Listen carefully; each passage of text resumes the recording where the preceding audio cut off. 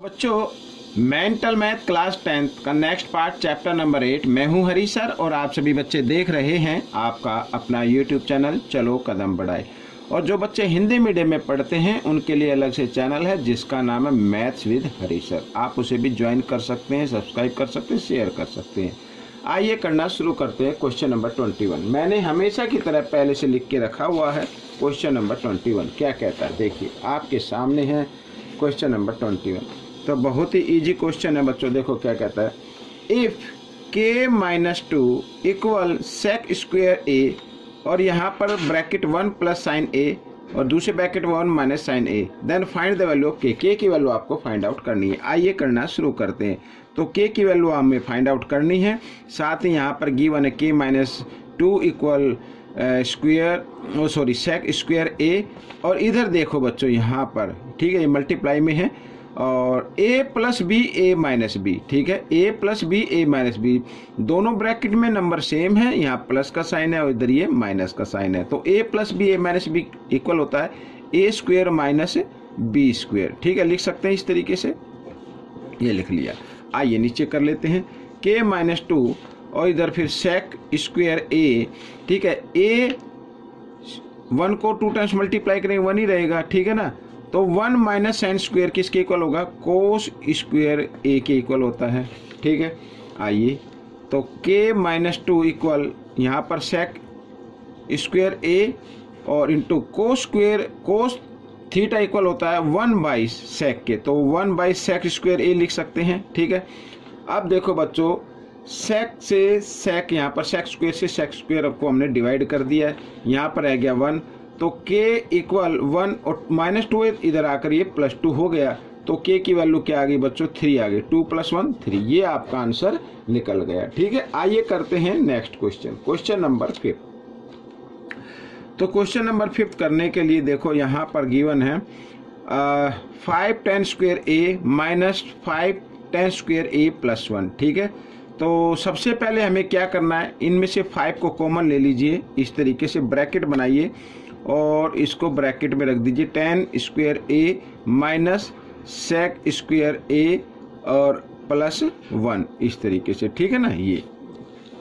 अब बच्चों देखो यहाँ पर tan square a minus sec square a equal होगा बच्चों, ये इक्वल होता है -1 के, ठीक है। तो यहाँ पर मैं -1 लिख देता हूँ इस तरीके से और ये +1 ऐसे। अब बोर्ड मास का रूल कहता है, मैं इधर लिख देता हूँ बच्चों, आप कंफ्यूजन में मत आना, कि tan square theta minus sec square theta equal होता है -1 के, ठीक है। फॉर्मूले अगर आपको याद है तो आप इसको आसानी से कर पाएंगे, मैंने पहले ही कहा फॉर्मूले आपको याद होने चाहिए, ठीक है। अब देखो इधर 5 × 1 = 5, बोर्ड मास का रूल कहता है पहले मल्टीप्लाई को सोल्व करना है, ठीक है। क्या कहता है बोर्ड मास का रूल कहता है पहले मल्टीप्लाई को सोल्व करना है। तो 5 × 1 = 5, ये -5 और +1, माइनस प्लस माइनस हो गई, 5 में से 1 माइनस किया 4 आ गया और बड़े नंबर के सामने माइनस का साइन है इसलिए माइनस का 4 आ गया। तो ये क्वेश्चन भी आपका सोल्व हो गया। आइए करेंगे क्वेश्चन नंबर 23, ठीक है। क्वेश्चन नंबर 23 क्या कहता है ये देखिए आपके सामने है क्वेश्चन नंबर 23, ठीक है। लिखा sine a minus cos a equal 0, ठीक है। Then find the value of sine square a और फिर स्क्वेयर लिखा हुआ है प्लस कोस स्क्वेयर a, फिर यहाँ पर दिया हुआ है 2, ठीक है, यानी स्क्वेयर लगाया हुआ है। तो हम इसको लिख सकते हैं साइन a और माइनस कोस a को इक्वल के साइन से इधर ले आओ तो इक्वल और प्लस कोस a आ जाएगा, ठीक है यहाँ पर। अब बच्चों मैंने आपको कई बार बताया है अगर साइन a और कोस a दोनों इक्वल आ रहे हैं तो इसका मतलब इन दोनों की वैल्यू का सम, इन दोनों का सम कितना होना चाहिए, 90 होना चाहिए। क्या होना चाहिए, 90 होना चाहिए। आइए करना शुरू करते हैं। देखो यानी इन दोनों थीटाओं का सम कितना होना चाहिए, a + a, इनका सम होना चाहिए 90, ठीक है। अगर sine a equal cos a दोनों इक्वल हैं तो इसका मतलब दोनों इक्वल एक ही कंडीशन में आते हैं जब इन दोनों का सम क्या होगा, 90 होगा। तो 2a इक्वल 90 डिग्री, ठीक है। a की वैल्यू निकाल ले तो 90/2 इधर मल्टीप्लाई में, तो इधर आकर डिवाइड में आ गया और 2 से 90 को डिवाइड करेंगे तो 45 आ गया। तो a की वैल्यू क्या आ गई, 45 आ गई बच्चों। क्या आ गई, a की वैल्यू 45 आ गई। आइए करना शुरू करते हैं।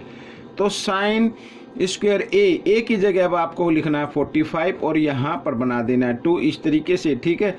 और प्लस और इधर भी लिख दीजिए आप कोस स्क्वायर ए की जगह ए की वैल्यू को लिख दीजिए और बाद में ये स्क्वायर डाल दीजिए, ठीक है। अब देखो साइन 45 की वैल्यू क्या होती है, तो वो मैं इधर लिख देता हूँ 1 बाई क्या होती है √2 होती है, और यहाँ पर स्क्वायर है तो इसको स्क्वायर बना देंगे और ये जो स्क्वायर है ये बाहर डाल देते हैं इस तरीके से, ठीक है। तो cos 45 की भी वैल्यू होगी 1 बाई √2 और इस तरीके से, और इधर भी हम इसको भी लिख सकते हैं, ठीक है। तो 1 को 2 टाइम्स मल्टीप्लाई किया 1 आ गया बच्चों इधर, और √2 को 2 टाइम्स मल्टीप्लाई करेंगे 2 आ जाएगा, और इधर ये स्क्वायर प्लस इसमें भी 1/2 आएगा और स्क्वायर इस तरीके से, ठीक है।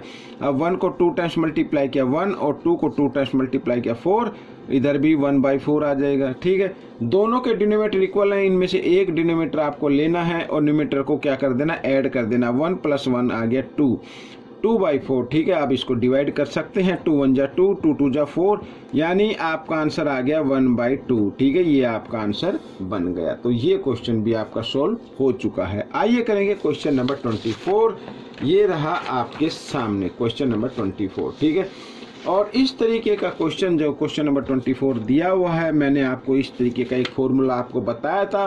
फॉर्मूला ये है, ठीक है।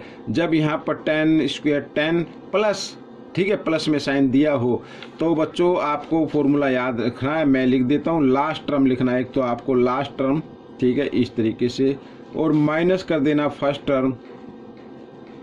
आप चाहे तो इसको डिटेल से भी कर सकते हैं लेकिन वो काफ़ी थोड़ा सा लंबा हो जाएगा, ठीक है। और डिवाइड करना है इनके डिफरेंस से। डिफरेंस कितने का रहा है 10, 20, 30, 10 का डिफरेंस आता है तो 10 से डिफरेंस इसको क्या कर देंगे डिवाइड कर देंगे और फिर बाद में +1 कर देंगे, ठीक है। एक तो ये करना है, और इसके बाद जो भी n आएगा यानी जो n निकल कर आएगा उसको आपको 2 से डिवाइड कर देना, तो फाइनली आपका आंसर बन जाएगा, ठीक है। तो आइए करते हैं। तो लास्ट टर्म क्या है बच्चों 80 और माइनस फर्स्ट टर्म है यहाँ पर 10 और इसको कर देना 10 से डिवाइड और फिर कर देना +1। आइए कर लेते हैं, ठीक है। तो 80 में से 10 माइनस करेंगे 70 और 70 को क्या कर देंगे 10 से डिवाइड कर देंगे, तो यहाँ पर आ जाएगा 7 और +1 यानी 7 + 1 हो गया 8, ठीक है। अब 8 को कर देना 2 से डिवाइड, तो फाइनली आपका आंसर आ जाएगा, आंसर आ गया 4, ठीक है। चाहे तो आप इसको डिटेल से कर सकते हैं, ठीक है।